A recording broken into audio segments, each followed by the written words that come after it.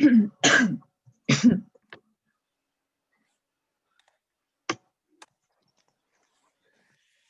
me, I'm just like a couple minutes late. All right. Om Namo Bhagavate Vasudevaya. Om Namo Bhagavate Vasudevaya. Om Namo Bhagavate Vasudevaya. Om Namo Bhagavate Vasudevaya. Om Namo Bhagavate Vasudevaya. Om Namo Bhagavate Vasudevaya. Okay, we're gonna do the words now. Is that what happens next? That's right. Yeah. Yugani. Yugani. Yugamanam. Yugamanam. Cha. Cha. Dharma. Dharma. Yacha. Yacha. Yuge. Yuge. Yuge. Avatara. Avatara. Anucharitam. Anucharita. Yat. Yat. Ascharayatamam. Ascharyatamam. Hare. Hare. Yugani Yugamanam Cha. Yugani Yugamanam Cha. Dharmoyascha Yuge Yuge. Dharmoyascha Yuge Yuge. Avataranucharitam. Avataranucharitam. Yadascharyatamam Hare. Yadascharyatamam Hare.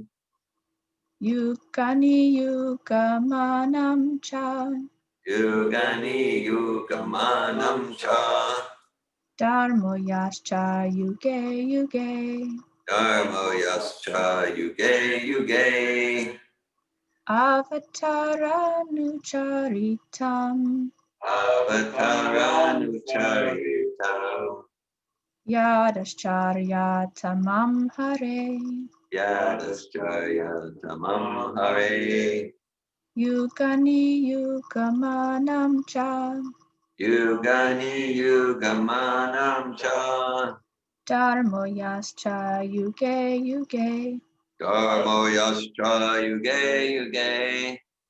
Avataranucharitam. Avataranucharitam.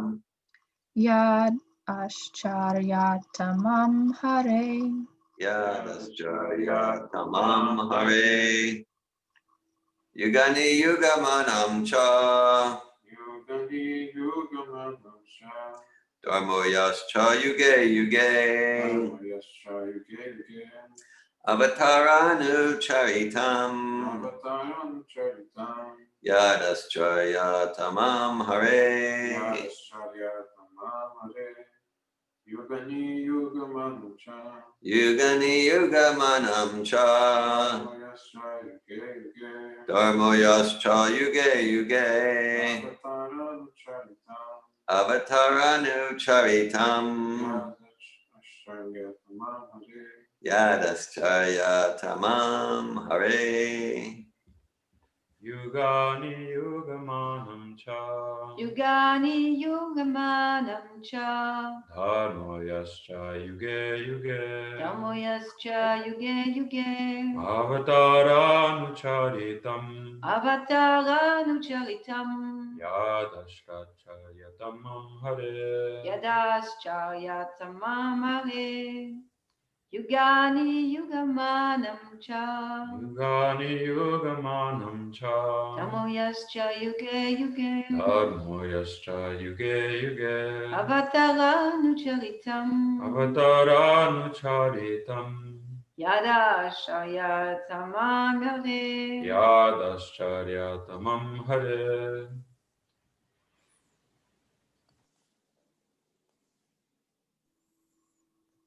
Would anyone else like to recite the verse online?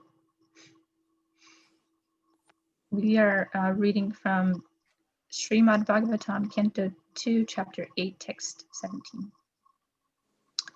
And now we will read the synonyms. Yugani, Yogani, the different ages. the different ages. Yugamanam, Yugamanam, the duration of each age. the duration of each age. Cha, Cha, as well as. Dharma, Dharma, the particular occupational duty. the particular occupational duty. Yacha, Yacha, and which. and which. Yuge, Yuge, in each and every yuga or particular age.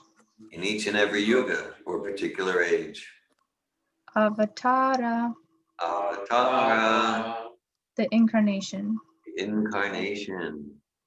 Anucharitam, Anucharitam, and the activities of the incarnation. and the activities of the incarnation. Yat, Yat, which. Ascharyatamam, Ascharyatamam, the most wonderful activities. the most wonderful activities. Hare, Hare, of the Supreme Lord. of the Supreme Lord. Translation. Please explain all the different ages in the duration of the creation and also the duration of such ages. Also tell me about the different activities of the different incarnations of the Lord in different ages. Purport by His Divine Grace A.C. Bhaktivedanta Swami Prabhupada. Lord Krishna is the original personality of Godhead, and all the incarnations of the Supreme Lord, although non-different from him, are emanations from the Supreme. Maharaj Parikshit inquired from the great and learned sage Shukadev Goswami about the different activities of such incarnations, so that the incarnation of the Lord might be confirmed by his activities in the authoritative scriptures. Maharaj Parikshit was not to be carried away by the sentiments of the common man to accept an incarnation of the Lord very cheaply. Instead, he wished to accept the incarnation of the Lord by symptoms mentioned in the Vedic literatures and confirmed by an acharya like Shukadev Goswami. The Lord descends by his internal energy without any obligation to the laws of material nature, and thus his activities are also uncommon. The specific activities of the Lord are mentioned, and one should know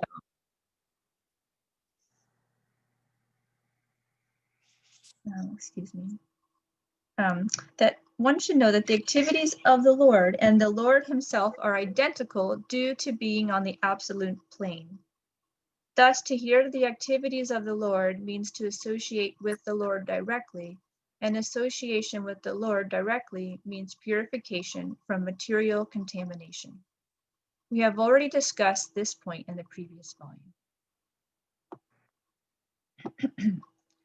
Om Jnana-timirandasya Gananjana Shalakaya Chakshur Unmilitam Yena Tasmai Shri Gurave Namaha Shri Chaitanya Manovishtam Stapitam Yena Bhutale Svaya Rupa Kadamayam Dadati Svaparantikam Vandeham Shri Guru Shri Utaparakamlam Shri Gurun Vaishnavamsta Shri Rupa Sagrajatam Sahaganaradi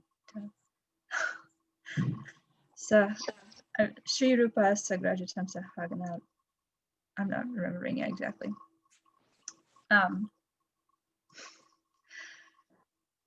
Could someone help me with the next part? Aganatam Vitam Tam Sajivam Sadvetam Sadvetam Savadutam and Krishna Chaitanya Devi Chaitanya Devam. Sri Radha Krishna Vedan Sakna Lalita Shri Vishnu Hey Krishna Karuna Sindhu Dina Bandhu Jagatpate Gopisha Gopika Radha Kanta Namostute Tapta Kanchana Gorange Radhe Vrinda Vaneshwari Vishabhanu Sute Devi Hanamani Hari Priya Vanchaka Patarubhyascha Kripa Sindhu Vyevacha Patitanan Pavanebhyo Vaishnavebhyo Namo Namaha. Jai Shri Krishna Chaitanya Prabhu Nityananda Shri Advaita Gadadara Shri Vasari Gaura Bhaktivinoda Hare Krishna, Krishna Krishna, Hare Hare. Hare Rama, Rama Rama, Hare Hare. Nama Om Vishnu Padaya Krishna Prasthaya Bhutale Shrimati Bhakti Vedanta Swami Namine. Namaste Saraswati Devi Gauravani Pachamini Vishesha Shinivani Pashtata Desha Tarine. So we're reading from Srimad Bhagavatam, Canto 2, Chapter 8, Text 17. And that verse reads, please explain all the different ages and the duration of the creation, and also the duration of such ages. Also tell me about the different activities of the different incarnations of the Lord in different ages. Hare Krishna. So here I am in the class. And, I'm not that familiar with this section of the Srimad Bhagavatam. I have read it, but I don't remember anything from it. So I went back to this chapter and I reviewed all the verses in the chapter, and I wanted to recite texts 2 through 6, because I think these are like kind of summarizing what's going on here.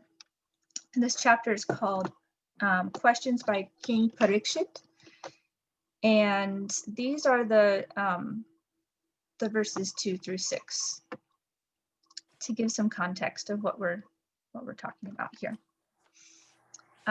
So King Parikshit, before I read, what this scene is that he is listening to Shukadeva Goswami speak about the Lord and about spiritual life. Shukadeva Goswami is speaking the Srimad Bhagavatam to Maharaj Parikshit. That's the whole context of the whole entire book, the Srimad Bhagavatam. And King Parikshit is experiencing the last 7 days of his life, and so he abandoned all other activities and went to meditate on the Lord. And many sages gathered around him, and Shukadeva Goswami was the one speaking about the Lord, and Maharaj Parikshit is listening. Excuse me. So here's a few more verses in this chapter to give some context. Text 2, the king said, I wish to know narrations concerning the Lord who possesses wonderful potencies are certainly auspicious for living beings in all planets. Text 3, O greatly fortunate Shukadeva Goswami, please continue narrating Srimad Bhagavatam so that I can place my mind on the Supreme Soul, Lord Krishna, and being completely freed from material qualities, thus relinquish this body.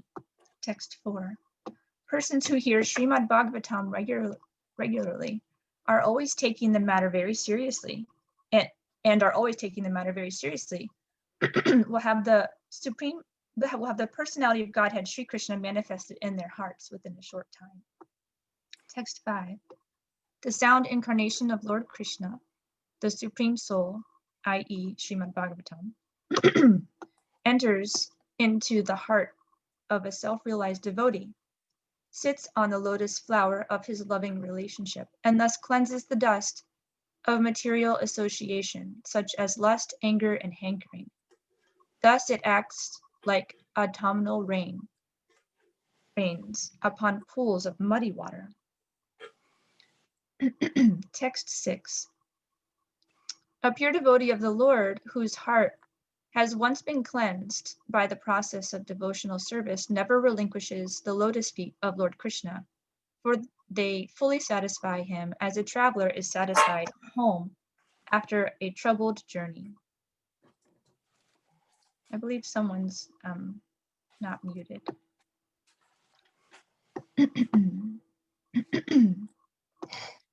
So I read those texts to share where Maharaj Parikshit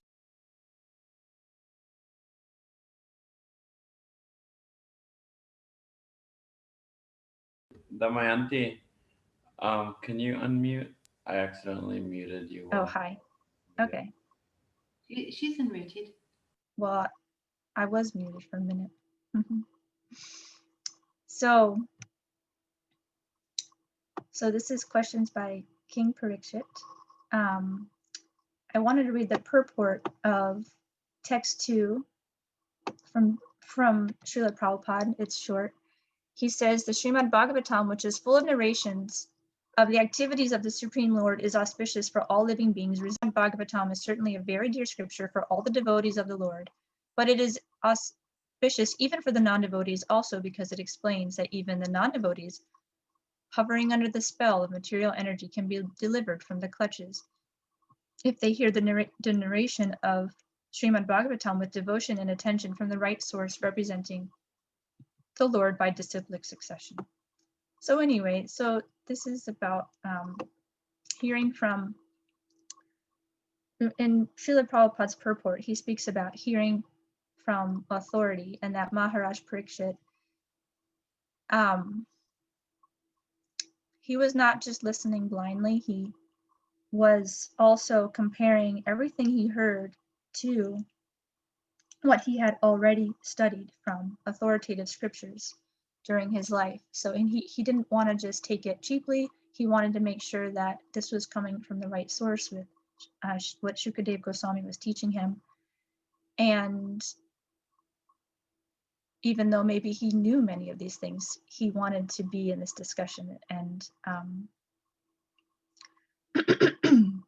so he was asking many questions about the Lord. This is what devotees of the Lord enjoy doing. They love to hear about Krishna. God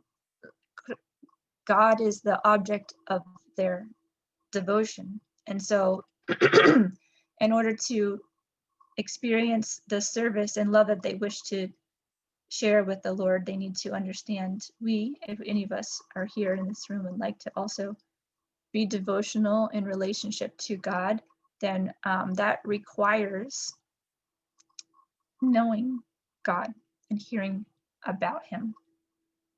That's true in any relationship, in human to human relationship. We can experience that. If we want to share our love and share and serve someone, we need to understand who they are, where they're at, where they're coming from, what they need at that time, or what they desire. So this is also true with God. Bhakti yoga is a practice of dovetailing our loving and service propensity to the divine, to the absolute truth. And there are some conceptions of the absolute truth wherein people can see God as everything or oneness, or people can experience the Lord in an impersonal way. And there is some truth to that, but it's not complete. And in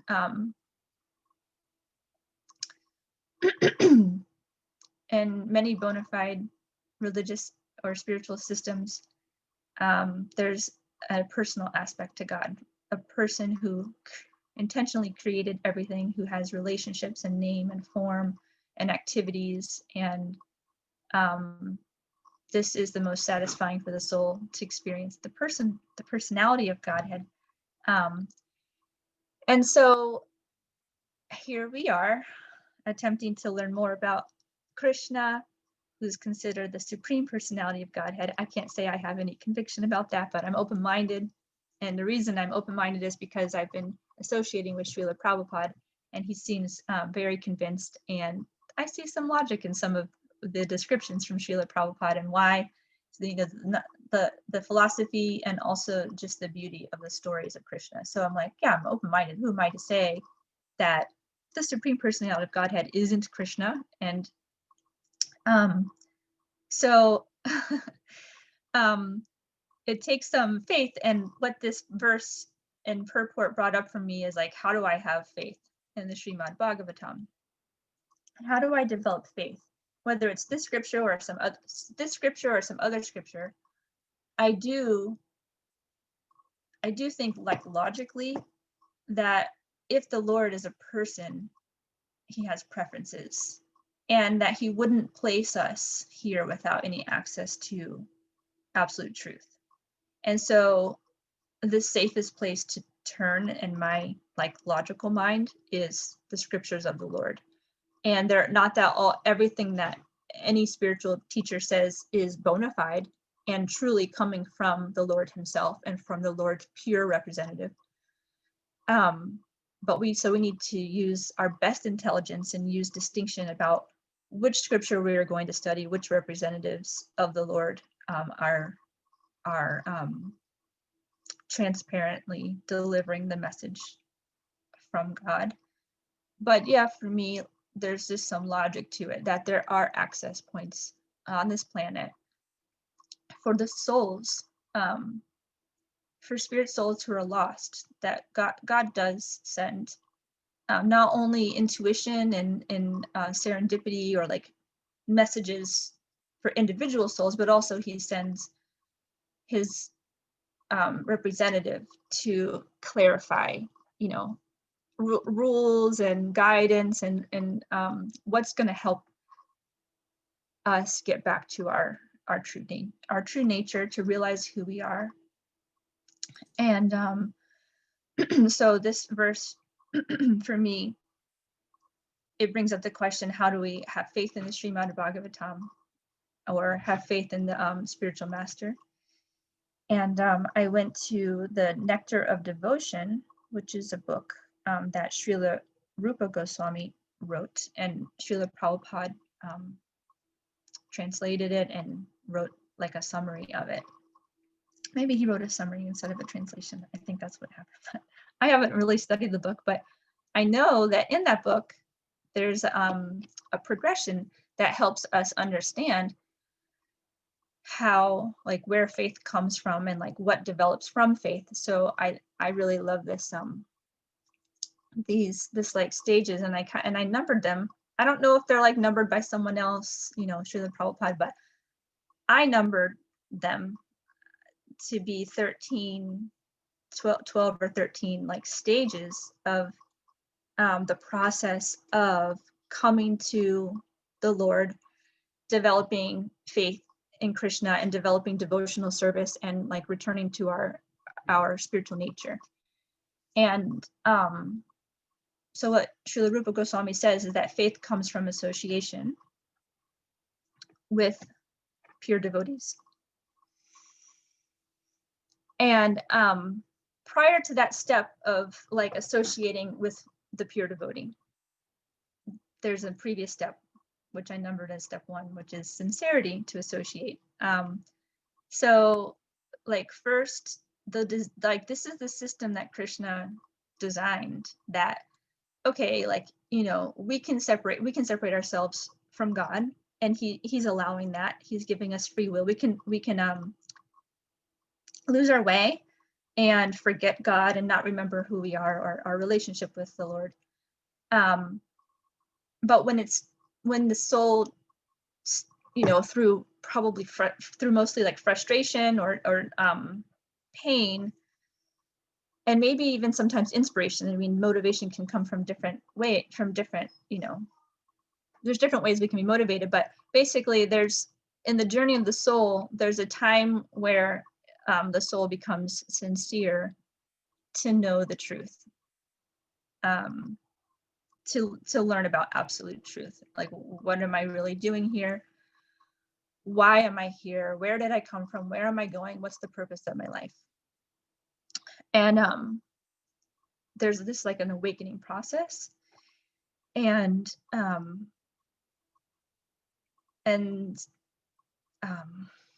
so we start to develop some sincerity. And there's like a seeking process of, I'm a little distracted. I hear like whispering. My family's trying to be quiet. They're behind the door and getting ready to go. I think they're going in the cold weather out. So I appreciate that, but I'm also distracted. Anyway, so so there's some sincerity to seek out knowledge, and that automatically means seeking out some sort of association. And, you know, depending on the level of sincerity, Well, there's two things that happen. Okay, this is the next thing. So this is one thing I didn't add to the list, but the more like sincere one becomes, Krishna reveals the way to understand him. So there's a verse in Bhagavad Gita, chapter 10, text 10. And I have it memorized, but I'm feeling embarrassed and I don't like remember the exact beginning of the line. But the English translation is, to those who worship me with love and devotion, I give the understanding by which they can come to me. So there's like this sort of magical process going on in the heart of the devotee. I think I may have gotten that not perfectly, but there's this process where like, okay, Krishna's sort of excited, there's like sincerity happening, there's genuine interest from the soul to understand the truth. And so Krishna gives intelligence to make distinctions in that process of like checking out who to associate with, where to go. And anyway, eventually, through God's mercy and through the spiritual master's mercy, they make their way to the soul and give guidance. And so faith can start to be developed from the soul deciding, okay, I'm going to surrender to what I'm hearing here. I'm going to continue to associate. I'm going to listen. Neither should the soul be too cynical about, it's good to be questioning and to not be blind, but at the same time, we don't want to be so cynical that we question everything and we never surrender or listen submissively to what appears to be pure devotees. And obviously we want to check that. We want to be sure we're hearing from the right sources. But let's assume the soul has gotten through this process and has come in contact with the pure devotee, which is very fortunate. And through continued association, faith develops. And from that faith, as outlined in this list from the Nectar of Devotion, I'm going to read a section of it and then I'll go back to my list and it'll be summarized in what I read. So here is a section from chapter 19 that Prabhupada wrote, and the chapter is called Association with Pure Devotees. Here's the quote. The beginning of ecstatic love of Godhead is basically faith. There are many societies and associations of pure devotees, and if someone with just a little faith begins to associate with such societies, his advancement to pure devotional service is rapid. The influence of a pure devotee is such that if someone comes to associate with him with a little faith, he gets the chance of hearing about the Lord from authoritative scriptures like the Bhagavad Gita and Srimad Bhagavatam. Thus, by the mercy of the Lord, who is situated in everyone's heart, one gradually develops faith in the descriptions of such authoritative scriptures. This is the first stage of association with pure devotees. In the second stage, one becomes a little advanced and mature. He automatically offers to follow the principles of devotional service under the guidance of the pure devotee and accepts him as the spiritual master. In the next stage, under the guidance of the spiritual master, the devotee executes regulative devotional service, and as a result of such activities, he becomes freed from all unwanted occupations. When he is freed from unwanted occupations, his faith becomes steadily fixed, and he develops transcendental taste for devotional service. Then attachment for devotional service, then ecstasies, and in the last stage, there is pure love of Godhead. These are the different stages of the development of pure love. Yeah, so it makes like a lot of sense to me. This gives me faith reading this, like, yeah, it makes complete sense. So we hear about the Lord, we connect directly to a spiritual master, we decide to follow the spiritual master, we begin to execute regulating ourselves and practicing devotional service. We become free from unwanted occupations. And as we become free, our faith becomes steady and fixed. From there, we develop a taste for transcendental devotional service. Then we become attached to it. Then we feel ecstatic doing devotional service. And then we begin to experience pure love of Godhead. And then there's different stages of pure love. So all of that really makes sense to me. It's like becoming deeper and deeper in trust and exchange with a person. And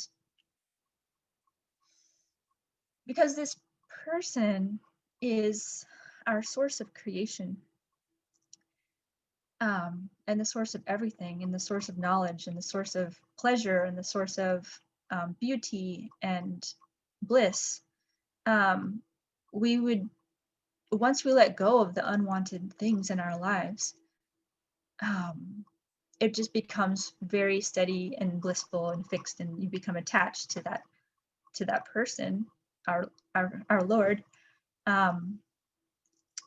Anyway, this is just really beautiful description of the process of discovering who we are, of spiritual life, of the journey of the soul.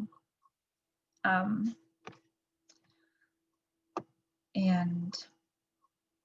in the purport of the text we're reading today, we talked about Maharaj Parikshit wanted to confirm what Shukadev Goswami was saying. He wanted to like confirm it by what was shared that the Lord does in his. So okay, it says here, so the incarnation of the Lord might be. Okay, wait, hold on. Let me start with the whole sentence. Maharaj Parikshit inquired from the great and learned sage Shukadev Goswami about the different activities of such incarnations, so that the incarnations of the Lord might be confirmed by the Lord's activities in the authoritative scriptures. So this question was about the different ages in creation and the different incarnations in the different ages. And something that I wanted to discuss is authoritative scriptures. So how can we know anything? How can we know that we're we don't want to accept God in a cheap way, like Maharaj Parikshit, like Prabhupada was saying. God is not cheap. We can't just say, oh, this is like anything and everything is there's people who, like, unfortunately, like, they're cheating the souls, the lost souls here in the material world, and not true representatives of the Lord. And so we would need to be very careful in who we are following and turning to. We don't want to take God cheaply because it might feel good, whatever we're hearing about God, or be interesting or amazing or far out, or we might feel desperate, or we might like the feeling of belonging to this group or association, or not want to feel alone, and so we just take what comes. And we just need to be careful that we're not being cheated, that we really are turning to authoritative knowledge. Srila Prabhupada says that there's 3 main ways of knowing. This morning I get an email every morning from, I think it's Prabhupada Vani. They send like a lecture every morning from Srila Prabhupada, and I decided to look at it, and I was actually wondering what are the names, I was wondering yesterday when I was preparing for this class, what are the Sanskrit names for the ways of knowing, and I couldn't like find it quickly. I didn't find it last night, but I did this morning in the email, so I felt like supported by this email. And excuse me, I need a sip of water.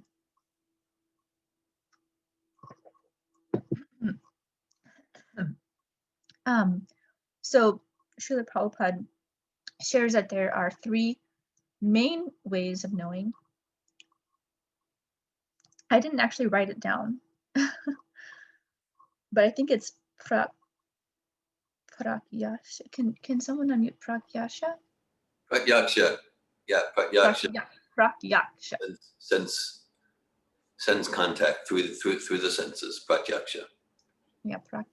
Is it prat with a T or two Ks? With a T, Okay, pratyaksha.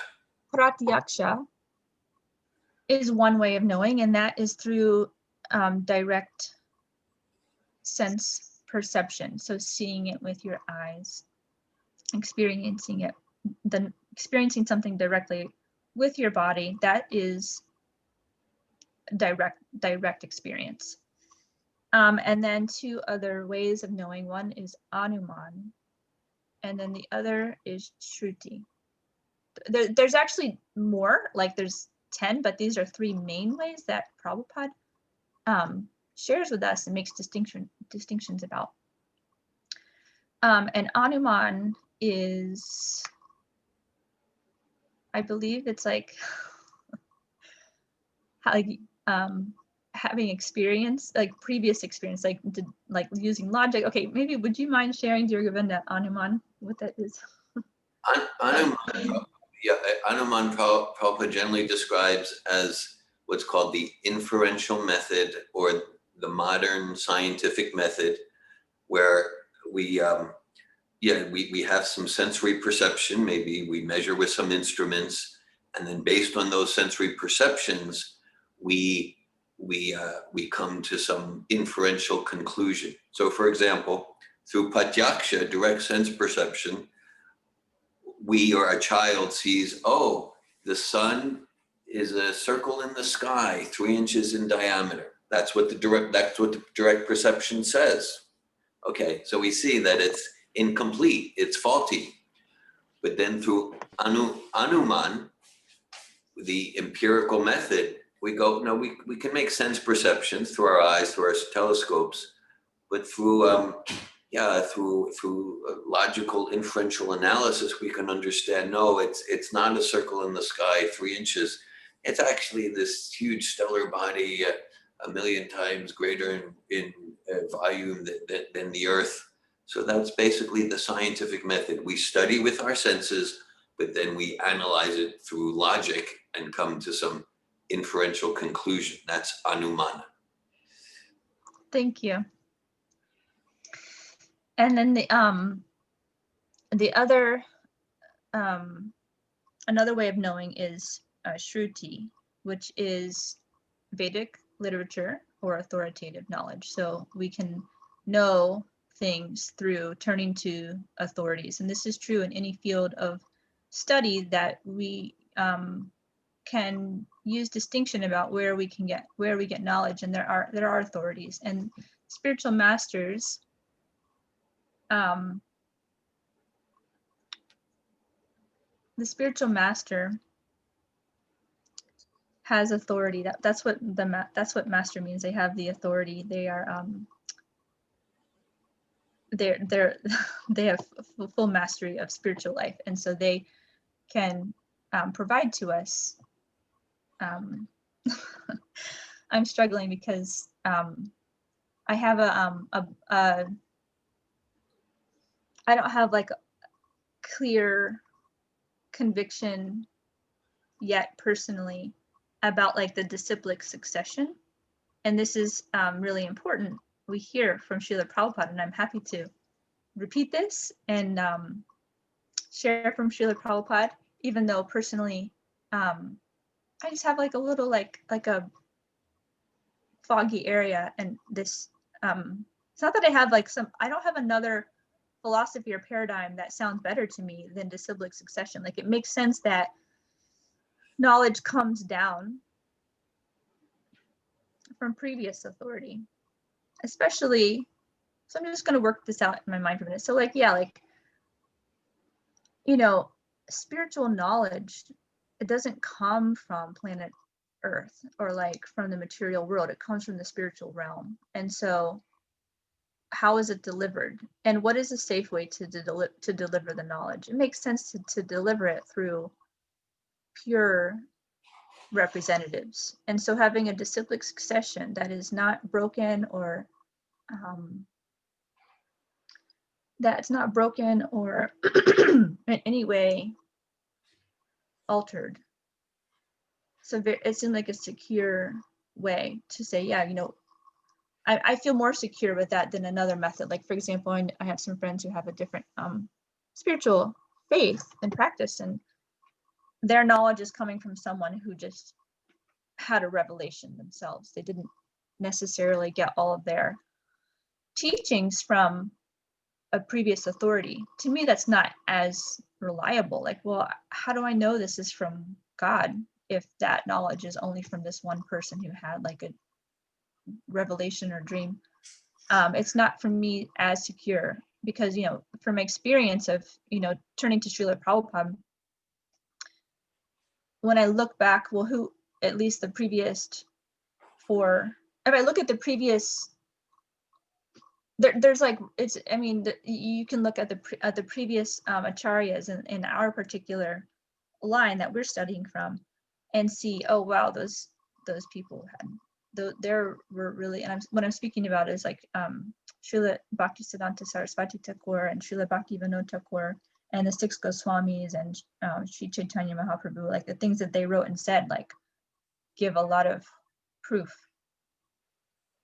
of their devotion. And so I do have faith due to the disciplic succession, but it's not 100% like locked for me. So that's why I have a little foggy area when I'm speaking about it.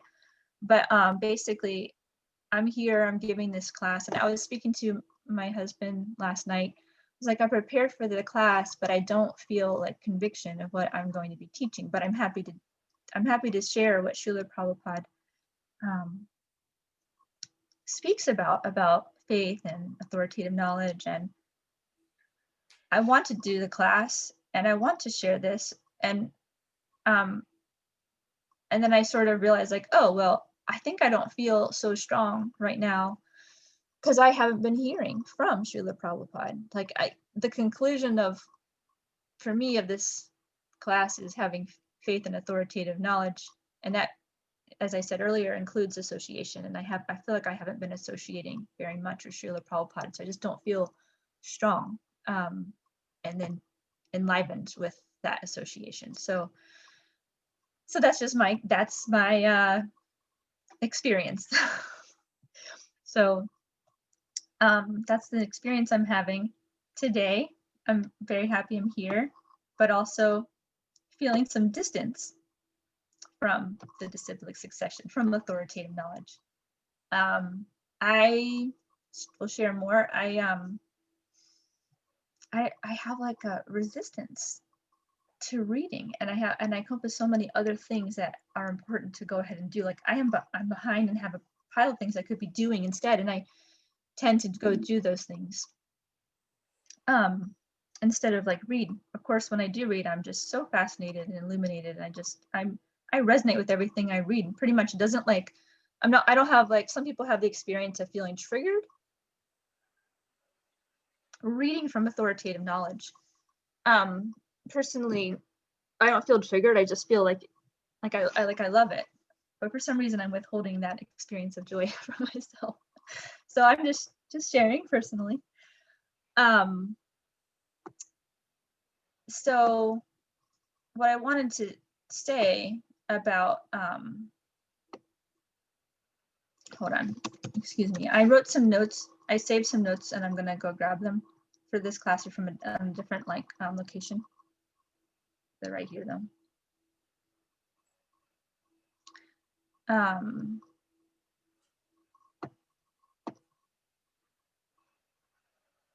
Excuse me for the delay, the pause. Oh, I'm sorry, I lost it. Okay, I'm gonna go back to it. Grab this quote. Okay, this is a quote. Oh, I didn't save the resource, but it was a lecture that was sent to me in the email. I don't know if it was, I think it was the one that was sent today. I'm sorry, I don't have the reference, but this is Prabhupada speaking in a lecture. He says, so you engage yourself in the routine devotional service of Krishna. Either understanding or not understanding, your life will be successful. Just like if you touch fire, understanding or not understanding, it will burn. Similarly, take to this Krishna consciousness. There is nothing blindly accepting. Everything is explained in the Shastra. Preliminary knowledge in Bhagavad Gita, further explained in the Srimad Bhagavatam. So you utilize your human life in understanding Krishna, and then you will be successful.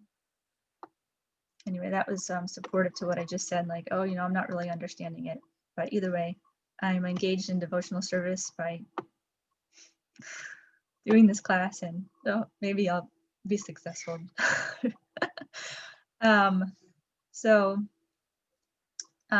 Another quote from a different lecture, and I can find these because I know where I got them, but this is another one I found this morning as I was just reading from Srila Prabhupada.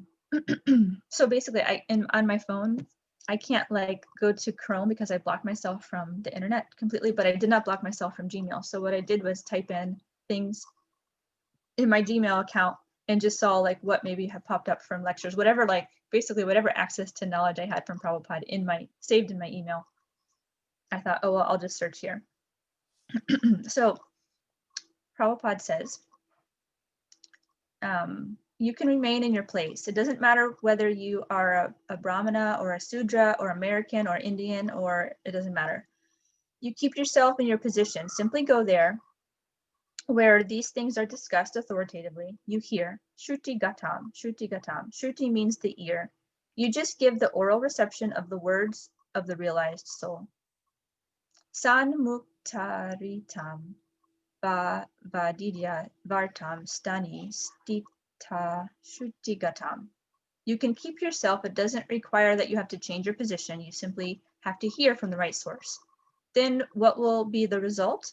The result is by hearing, hearing, hearing. One day you'll be able to conquer over the unconquerable, Krishna. Krishna is unconquerable. Nobody can conquer him, but you hear, you'll be able to conquer him. Simply by hearing about him. Therefore, this hearing process is so important from the right source.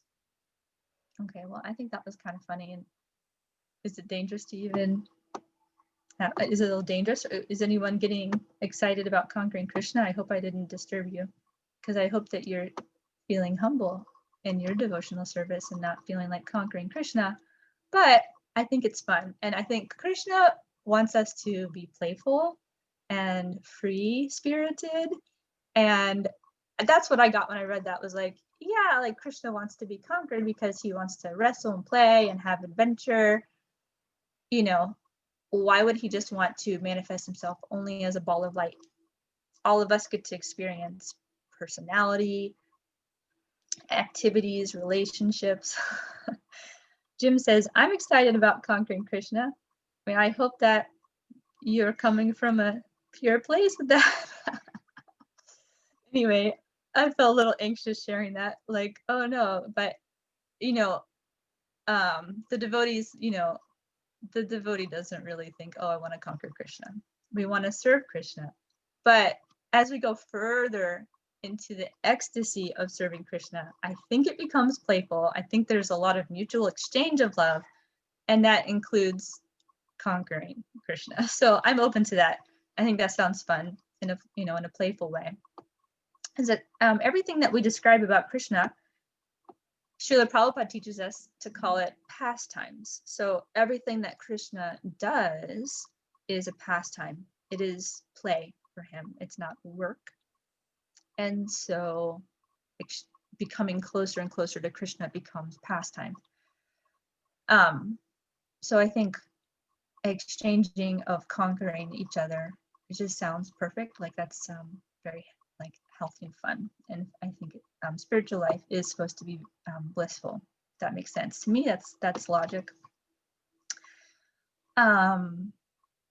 So I think it was yesterday in the Bhakti Yoga discussion Facebook group, Ladini Shakti shared a quote. I liked it and I wanted to share it here. It's from Srimad Bhagavatam, Canto 8, Chapter 24, Text 52. And I believe this is Srila Prabhupada speaking, or maybe it's the verse, because it doesn't say purport. So maybe it's the verse, I'm not sure, but it says, the real purpose of life is to go back home, back to Godhead, and live with the Supreme Personality of Godhead, play with the Supreme Personality of Godhead, dance with the Supreme Personality of Godhead, and eat with the Supreme Personality of Godhead. These are different items of Ananda, spiritual happiness and spiritual variegatedness. That's the end of the quote there. So I'm hearing that playing and dancing and eating and living with Sri Krishna. That's the real purpose of our life, is to go back to that nature. And we can do that here. We can experience that bliss here in these bodies before returning to the spiritual world.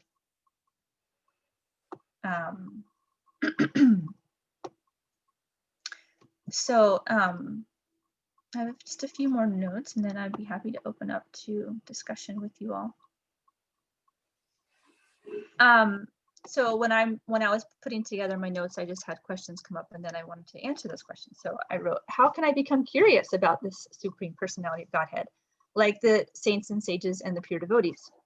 They're curious, they really want to know, they have questions, they're reading and they're studying and they're blissful doing this. And I'm not feeling blissful, I'm not feeling curious. Sometimes I personally not having intense interest for hearing from authoritative sources.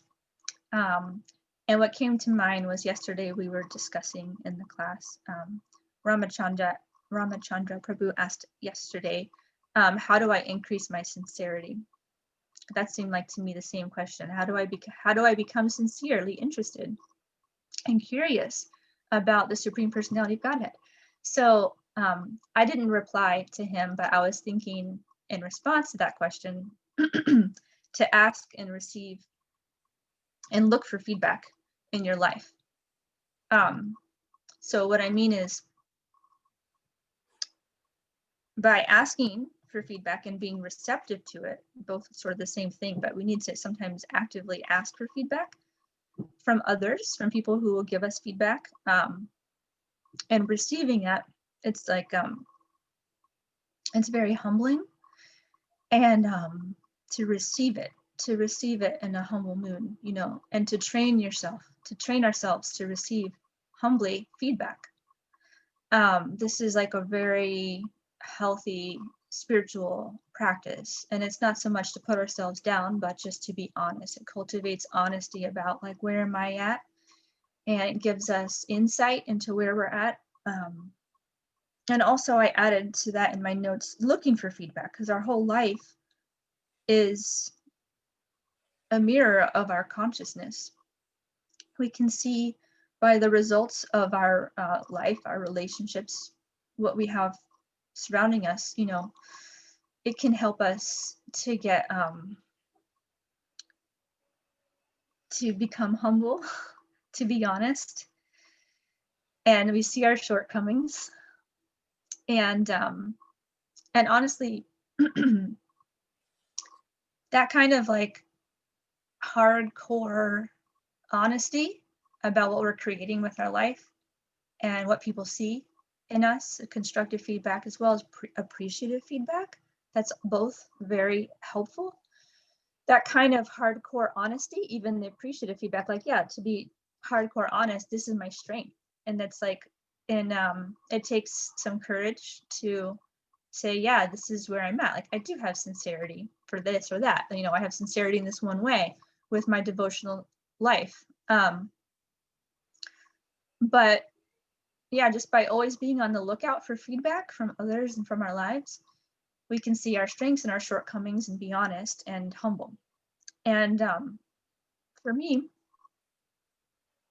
I don't know if this is true or if this is backed up by any kind of scripture, but pain is really motivating for me to become sincere. And not that I would like to be motivated by inspiration, but the pain of the material world and of my conditioning, it can be quite overwhelming. The pain of being in a conditioned state and the pain of being in a temporary state where many other people are in illusion.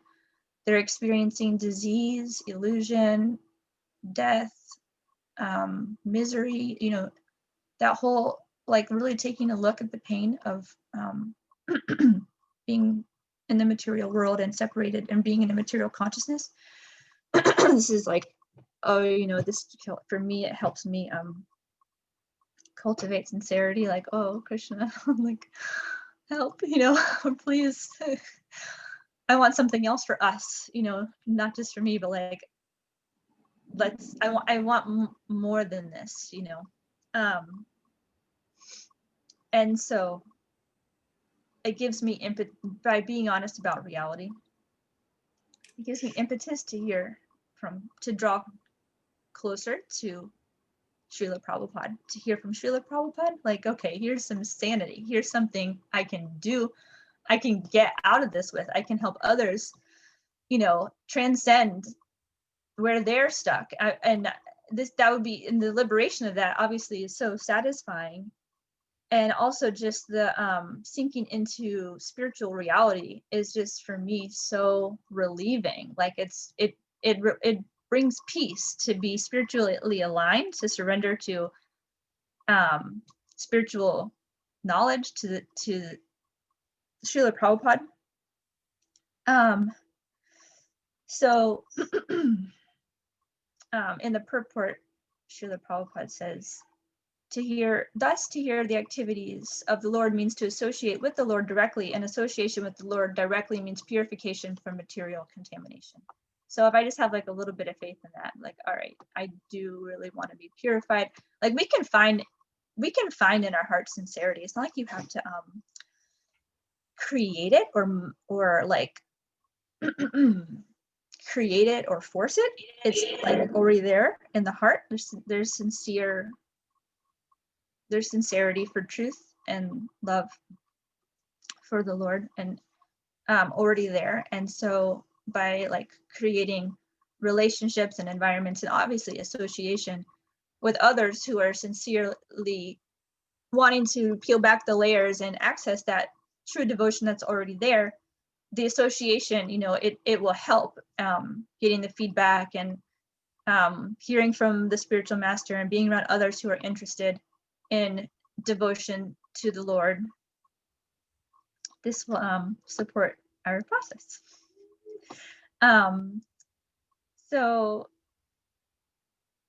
yesterday in the class, Dear Govinda shared that in his response to Ramachandra, I believe, was just by asking the question, how can I become more sincere? That's one way to develop sincerity, is just to start with, I want to feel more sincere. And also in the class yesterday, Dear Govinda shared that he might not really be feeling devotion towards Krishna, but he definitely feels that sincerity towards serving Srila Prabhupada. And I experienced this as more true for me as well, that I feel like sincere devotion more towards Srila Prabhupada than towards Krishna. And that this is completely fine. This is encouraged to just connect with the pure devotee and start there.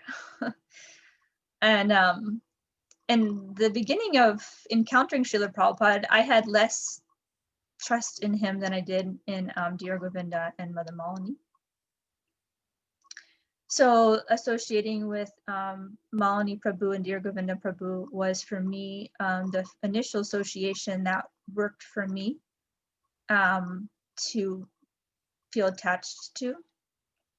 And but I was always being redirected by them to Srila Prabhupada, to attach to Srila Prabhupada, which I'm very grateful for. It makes sense to me. Len says, I feel more connected to Dear Govinda than to Prabhupada. It's the truth. You're being honest. You want to unmute? You're experiencing something. You're joking, or it's true? You're laughing. Is that right? So it's very sweet, because let's be honest about where we feel safe and where we feel trust. And I kept being redirected by Dear Govinda to Srila Prabhupada constantly. Like pretty much, every single class ever that you're going to hear from Dear Govinda is to connect to Srila Prabhupada. That's like the central authority that he is coming from. Dear Govinda, I hope to not speak about you or about you too much, but you're someone that we all turning to and appreciate. As well, you Mother Malini, Hare Krishna. So Prabhupada says a couple of things about hearing from him. I'm going to read a quote. This is from a letter from Srila Prabhupada in 1973. He says, "The instruction given in my books is supposed to be personal instruction. When we read the Bhagavad Gita as it is understood that we are receiving personal instructions from Krishna. No physical barrier is there in the case of spiritual affairs." And in another quote from a letter from Srila Prabhupada in 1974, he says, "In my books, the philosophy of Krishna consciousness is explained fully. So if there is anything you do not understand, then you simply have to read again and again. By reading daily, the knowledge will be revealed to you, and by this process, your spiritual life will develop. You may please me most by reading my books and following the instructions therein." So I don't know why I included those, but I was thinking about faith in Prabhupada and what does Prabhupada instruct us to do. And he gives us different instructions, like chanting the Hare Krishna Mahamantra, Hare Krishna, Krishna Krishna, Hare Hare, Hare Rama, Rama Rama, Hare Hare. And to conclude, I had a little realization that like this process of developing faith and associating and practicing devotional service, it's like a constant like spiral going upward. It's like you go back to developing faith, and then you develop your devotional service, and then you're willing to hear more, and then when you hear more, you get more instructions, and you develop faith, and it kind of like keeps going. It keeps going, like you keep circling around as we're developing our spiritual life. And I thought, oh, spiritual life is like a spiral, and then I realized the root word spear is in spiritual and spiral. I don't know if this means anything to us. And I looked at what does spear mean, and it means to breathe. So that's how I'm concluding the class. Thank you all so much for listening. And if anyone would like to share comments, questions, please do. And I think there's a chat. Gajendra Prabhu said, "One may feel more connected to the servant of the servant of the servant." Yes, that's natural. Hare Krishna.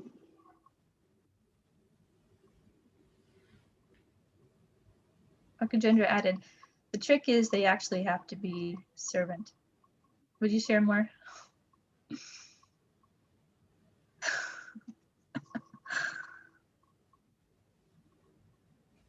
Well, we don't want to engage in the treating propensity and just have some attachment or connection to somebody who's not truly serving the servant of the servant. There really has to be that line of connection. Otherwise, well, okay, we're just serving somebody who's not really serving up the line to Krishna. Then it's just a mundane attachment. We're not going to get the real plug-in to, we're not going to really connect to at least Krishna as the source of it all.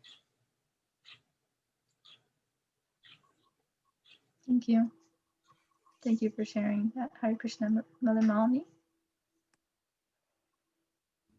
Hare Krishna, Damayanti Prabhu, I appreciate your class. I feel philosophically stimulated, which is one of my favorite things in the world, and then connected with that. When we look at sincerity, attraction, love, appreciation, I have been thinking about those things a lot in my spiritual life, and what love of Krishna means, and in my maturity, wherever I am at, I have realized that Krishna is so many things. Like I'm not going into Brahman realization here, but like I know I'm so attractive, for example, and I love the process of Krishna consciousness. I just love Krishna consciousness. Well, I can say, well, I don't love Krishna. I don't have that feeling of Maharaj Parikshit, I want to hear about Krishna.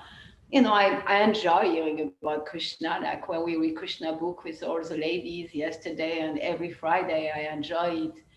But like the feeling, so Krishna out of his causeless mercy takes so many forms. It takes the form of the Maha Mantra, it takes the form of Kirtan, it takes the form of any devotional service we may perform.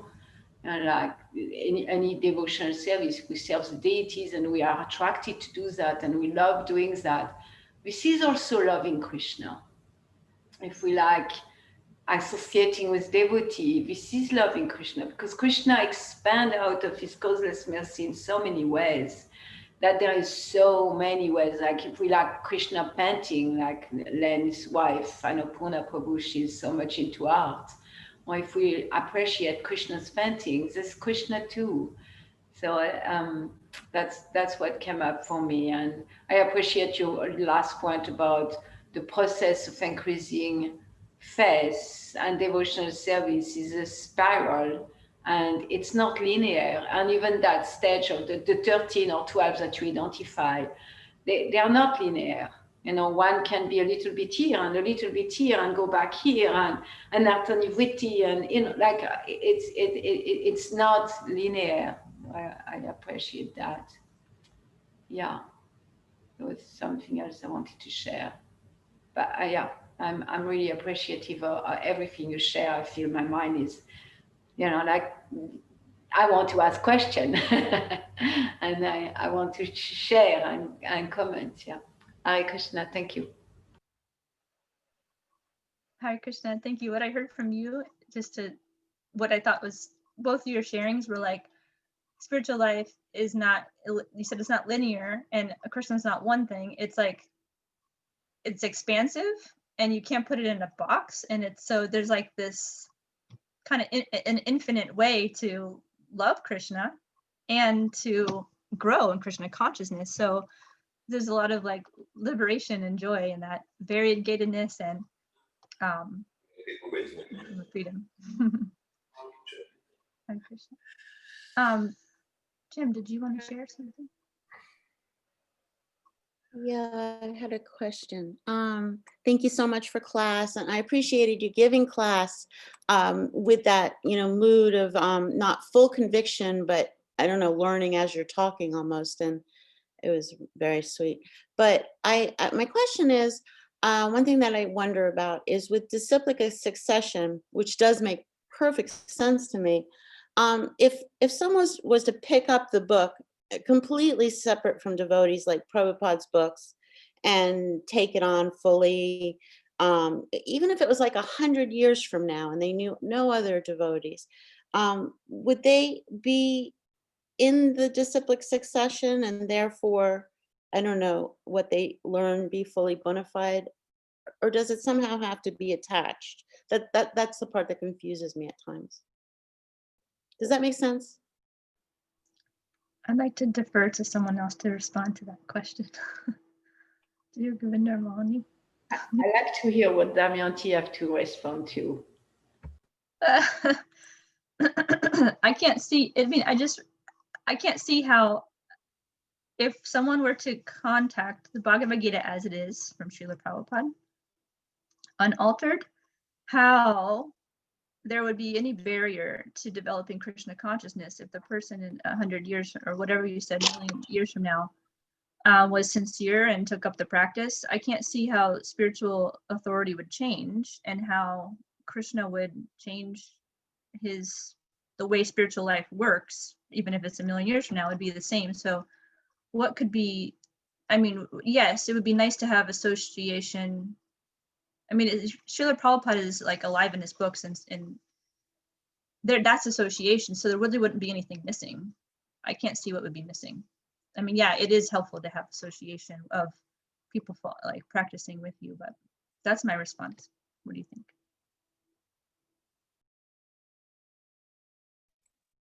That makes sense to me. I guess because there's such a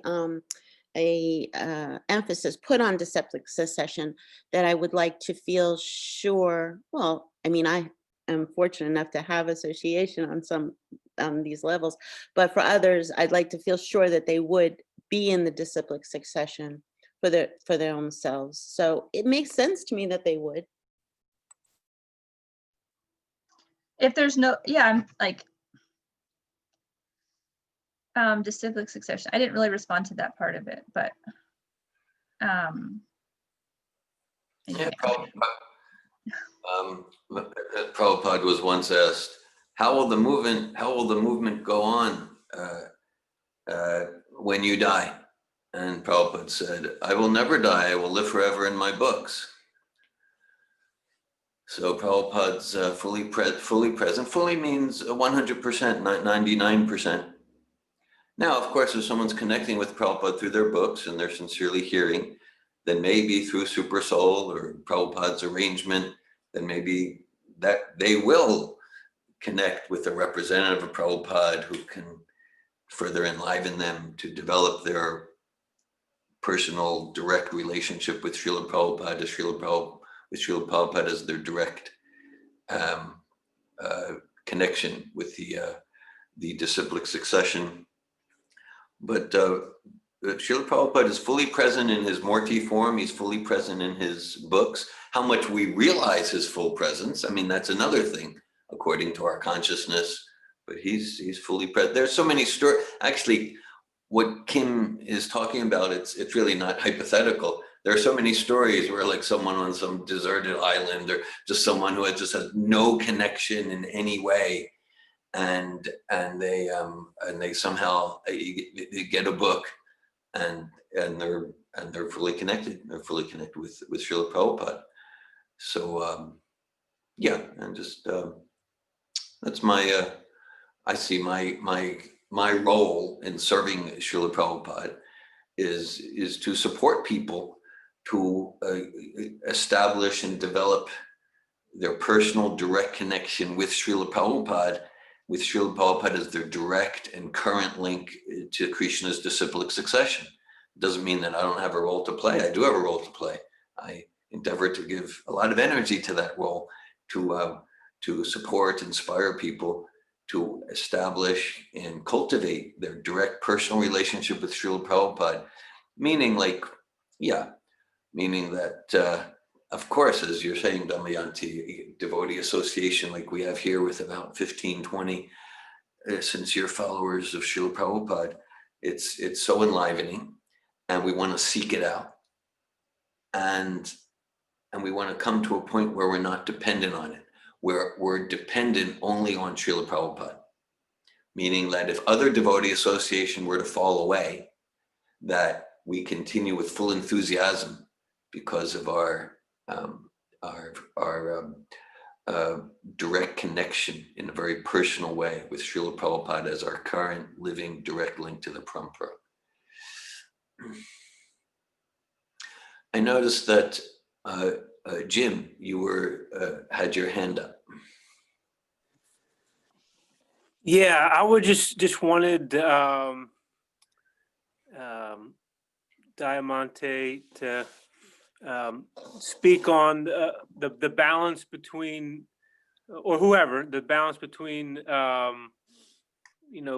having blind faith and then also, but not being over cynical or protective and not letting in information, or feeling like you're going to be taken advantage of, but yeah, just kind of touch on that.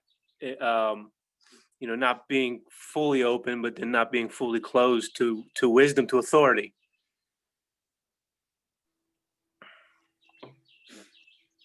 Thank you so much for sharing your question, Jim. So you're wondering, what is the balance between fully surrendering to authority, but not blindly, and also questioning authority in a healthy way, but not being overly cynical.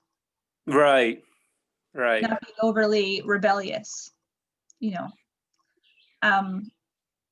and it's a very fine balance, I think. I was meditating on that this morning about I had like a devotion to, I had just one of my strengths coming into Krishna consciousness is like I want the truth.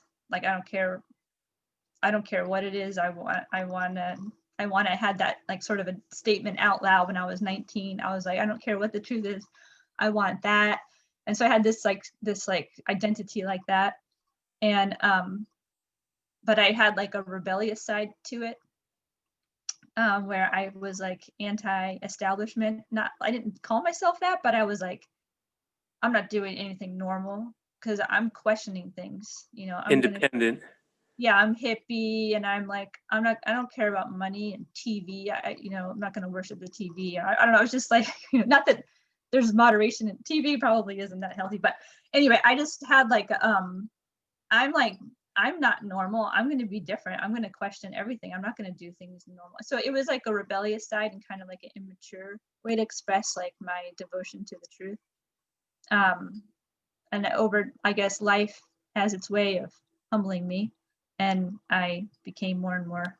I mean, I spent a lot of time feeling very prideful about what I knew and my authority, I know, and it being the truth. And I mean, honestly, I would say getting feedback was the thing that started to crack the shell of, not wanting to hear from from spiritual authority. I wasn't interested in any spiritual authority very much at all. So yeah, personal growth for me. Anyway, I'm just sharing a story because that's what came to mind this morning. I was chanting and thinking about being submissive or being following in a healthy way.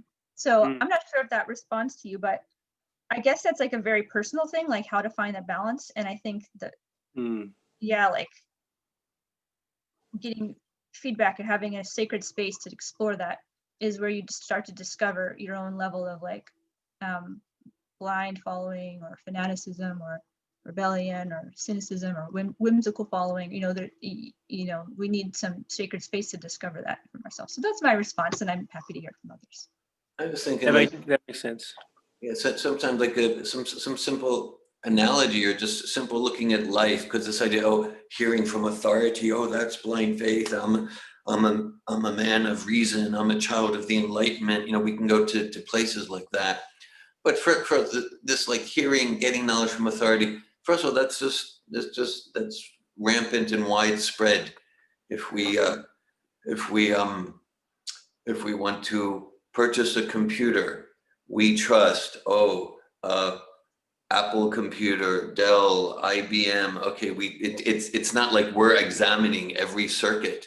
If we want to learn physics, it means that we search out, okay, here's an incredible university program. Here's a well-known professor. Here's a book written by high-level physicists. So we trust. So we trust, and we hear physics from the authority, and blind following is discouraged. First of all, we use our intelligence to determine where to accept an authority. Like if I want to buy gold, I don't go into the men's clothing shop. I need enough intelligence to know where to go to get gold, but it doesn't mean to buy gold I need to become an expert in geology or gemology, but I need to have enough intelligence to basically know where to go. And then, so then when the physics professor is speaking, it's not like I have my intelligence engaged, and I trust the authority, I trust the book, I trust the course, I trust the university program, I trust the professor. And at some point I'm gonna say, well, last week you said that, now the book says that, now you're saying that. I'm not connecting the dots. But we're not asking like, you're useless. We're not cynical. You don't know anything. Forget it. No, I trust that you'll help me to connect the dots. I trust. And right now, I'm not going to pretend that the dots are connecting for me. Right now, the dots are not connecting. Could you please explain? That's the whole spirit of Arjuna. Arjuna in Bhagavad Gita, he accepts Shishasteham Sadimam Tvam Prapanam. He accepts the authority of the professor, Krishna, but that doesn't mean then he turns off his brain and nods his head when he doesn't understand things. Throughout Bhagavad Gita, he says, well, you say this, I have a doubt about it. And he asks questions. He trusts the authority, and his intelligence is fully engaged. It's the process really in any sphere. Mm. Hare Krishna. Hare Krishna.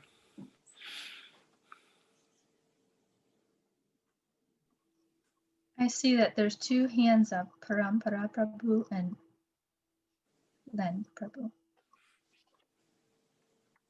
I don't know which one went up first. But please feel free to unmute yourself. I'll speak. Okay. Uh, Hare Krishna.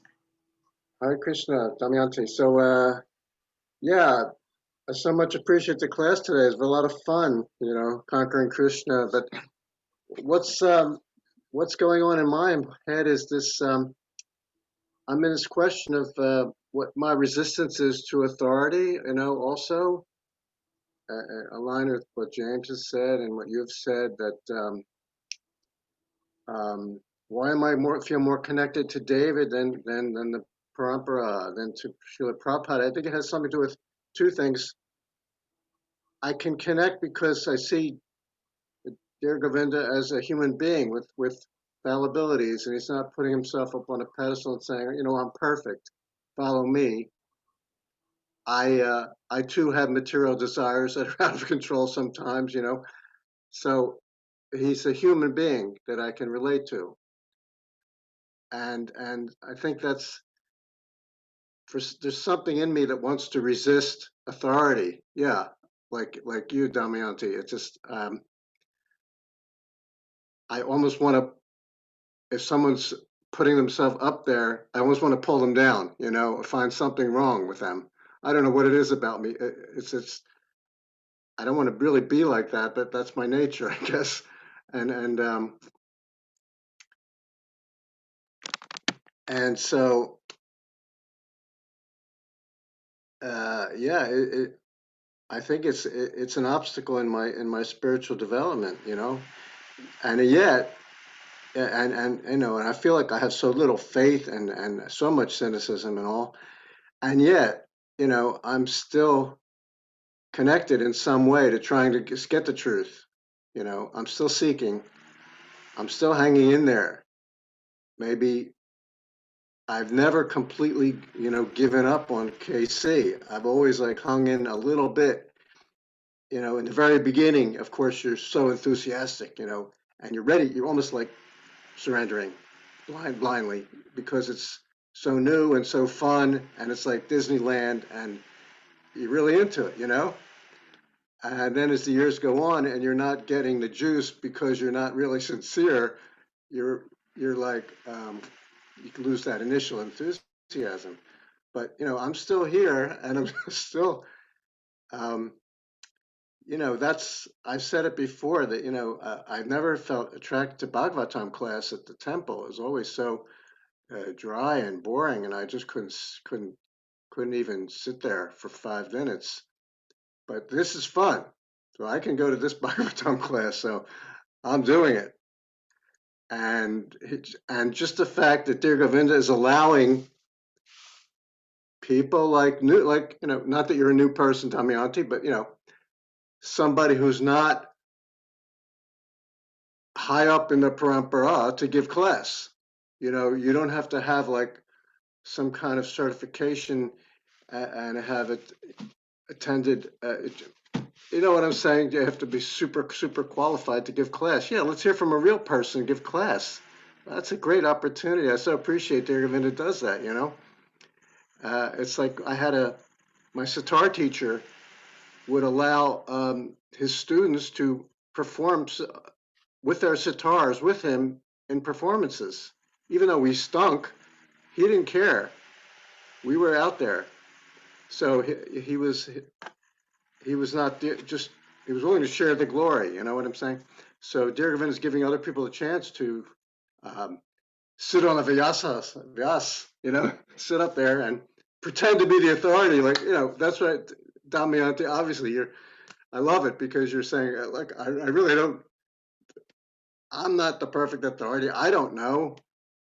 but this is, I don't have the sincerity and the conviction and the belief in the Prabhupada that I should have, but still, I understand certain things, and this is what I understand, and this is it. So, wow, yeah, that all resonates with me because it's always some little itch in there that when somebody, some highfalutin guru comes around and you know, like the first time I saw, I think I was in New Vrindavan, and I think it was the first time I was ever in New Vrindavan, and I'm walking around, ready to go somewhere, and I see in the distance, someone in robes, in saffron robes, and people are like prostrating themselves to them, you know, to this person. I'm saying, oh, who's coming? Who is this coming? You know, and I get a little closer. See, it's Radhanath Swami. It's Radhanath Swami, who, you know, I had initial attraction to Radhanath Swami initially, and I really liked it. I still do. I mean, I think he's great, but I wasn't going to bow down and do full prostration in front of Radhanath Swami because I was kind of a new person and I didn't know. I don't know. Anyway, I just remained standing, and he came up to me and gave me a hug. I thought, wow, see, that's humanity. That's somebody that's not all wrapped up in the trappings of authority. That's someone who's genuine. So anyway, I'm rambling on and on here, but I'll stop and I just wanted to share my experience. Thank you.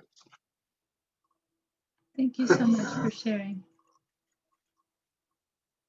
Len, it's inspiring to hear you. I experience you as a curious and joyful and alive. And yeah, you're attracted to the essence, which is like sincere people, not so much their status. And you want to be around sincerity. And I'm not sure if I'm summing it up perfectly, but because I'm not the perfect coach, skilled person, but I care. I'm showing up to receive you. Yeah, I was really enlivened by your sharing. I'm not sure I was really being really clear about what I was communicating, so whatever you're reflecting is good with me. Yeah, but what I really appreciated from your sharing is like you're hanging in there because there's something transcendental here with Krishna consciousness that speaks to your soul, despite that you see, you know, human frailty and institutions or behaving in ways that maybe doesn't resonate with you, but still, like, there is something essential here that just keeps on attracting you, and you're finding your way to association that works for you, where you're at with your Krishna consciousness. And it's very enlivening to stay in the process and to stay connected. Thank you. Parampara, did you want to share something, Prabhu? Hare Krishna. Can you hear me? Yes. Okay. I wrote a note. The Lynn giving class coming soon, I hope. So I wrote that in the chat. But Nice. oops. Okay. Yeah, I appreciate a couple things. Whenever Jim shared what's the balance between blind faith and not having the opposite, what's the balance there? And I thought that Damayanti, that you showed that balance in your class very, is a great example and experience of that balance. Because whenever you were sharing about, well, I don't have very good conviction about this. And it's like, it came up in my mind when you were sharing about that. It's like, wow, what a process you're still doing the process. You're giving class, but you're like, I don't know if I believe this or not. So it's like, well, is that blind faith? Sorry. So is that blind faith, to just, well, I don't really know I don't know, I have, conviction of what I'm speaking about. I don't know if it's true. But then you went on and you had reasons for your following the process. And, you had trust that you developed with Dear Govinda, Mother Malini, and then through that with Srila Prabhupada. and you have an experience of the process, working for you. So those are the reasons that you give the faith to. So that's not the blind faith. It's not the blind following. There's reasons for your following. There's reasons for the faith. That's reason-based faith, rather than blind faith. So I thought you really, demonstrated that very nicely. And then when with Kim sharing, her example that she gave, and then also Lynn sharing about, it points to, for me, it points to like our, responsibility as, in Prabhupada's movement and representatives of Prabhupada, because she gave the example of like, 200 years from now.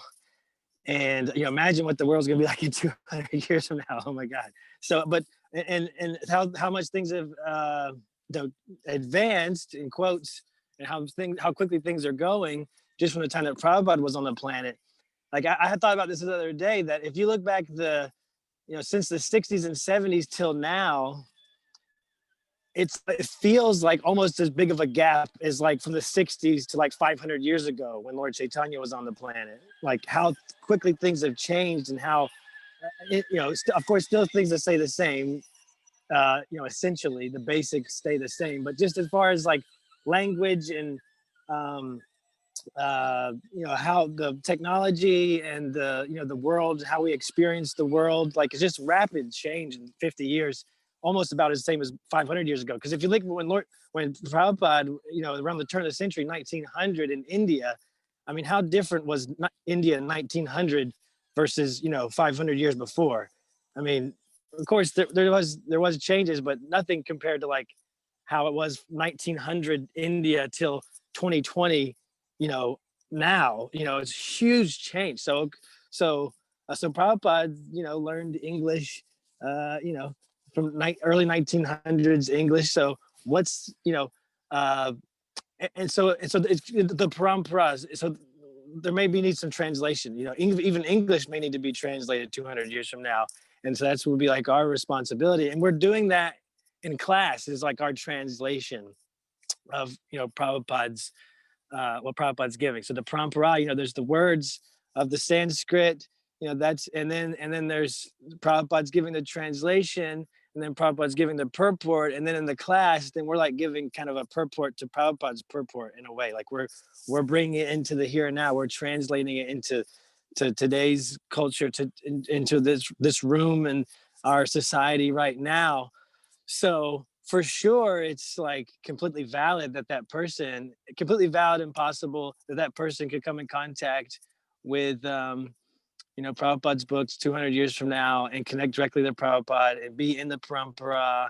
For sure, that's possible. And at the same time, it's our responsibility to make sure that there is devotees and bona fide process and discipline, something that's available for those people to plug into, that they can be and have the experience like Lynn was sharing about, seeing a devotee.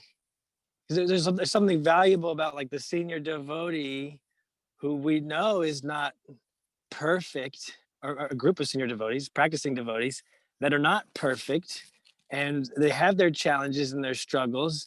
And at the same time, they have advanced to a certain level, and we can see that. And so we have somewhere we can project. We can like, okay, we can get there too. And it's also very important that senior devotee is not presenting himself as he is perfect and pure and not practicing devotee, because that's harmful for spiritual life. So it makes sense to me, like what Lynn was saying, that like, feel more trust and more faith in a senior devotee like Dear Govinda, who respect and value, and you see the advancements that they've made. And at the same time, you understand they're not putting themselves on a pedestal, that they have, human limitations and things like that. And so that's our responsibility, to be that for others. We're not gonna be here 200 years from now, but to do our part, in this lifetime, to continue that legacy and to be representatives of Srila Prabhupada and representatives of the parampara, and to be humble and, not present ourselves as pure, pure links to the parampara, you know, like that. So thank you. Hare Krishna. Thank you, Parampara Das.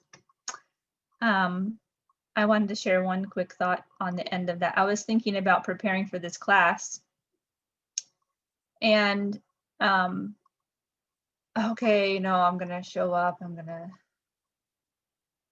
forget the thing and not say, you know, I don't know this, so I haven't been studying rigorously this week or this month, and I'm like, ugh, not feeling that strong. I'm like, okay, but I'm gonna do it, and then I'm praying to Prabhupada to give me some, you know, spontaneous, because it requires some spontaneity. I didn't just sit here and read to you, I spoke spontaneously. So can I get some spontaneous inspiration? And I was thinking, what do I have that's strong going into it? Because I wanted to not tear myself down. Oh, I'm so anxious because I'm so terrible. I wanted to say, I have something to bring here. You know, like I have something, like I have some strength. So, and I thought, oh, like I really care about telling the truth. Like I like finding the truth. And this is something I can like bring, like the energy of someone who's, I'm genuinely enthusiastic about whatever the truth is. Let's get to it. And so I'll bring that. And I was like, wow, that it's humbling. It's humble to show up with our strengths. Like, because I'm like, I'm being honest with you guys. This is a strength and I'm going to show it to you. I'm going to show up and not pretend I'm so something else. I'm going to just show. I was like, yeah, it's let me humbly show my strengths in this class, as well as certainly you will see my flaws. So I just wanted to share that. And then related to what Parampara Prabhu was saying about translating and showing up and giving our best explanation, that we come with strengths and we come with weaknesses, and it's good to show up and keep it going and serve Srila Prabhupada. He wants us to keep discussing these matters, not just silently hearing, but also discussing. So we're doing something fun. Anything else before we end the class? Thank you all. Oh, Anasuya, Mother Anasuya. Hi. Yes, Hi Krishna. Thank you, Damayanti, for class and for everyone sharing. So I'm appreciating what Lynn also said, that we are given this opportunity to give class, and that it's actually encouraged to give class. And I was just also reflecting upon the reliance that I also had upon dear Govinda and Malini, thinking I only want to hear from them. And I'm finding so much value in each of us having the opportunity to give class, because we have so much more realizations, I think, when we're speaking from the heart and from our own personal experiences. And it's like what I was hearing from the women's reading group yesterday, that everyone's voices are different. And so I feel like it's the same here.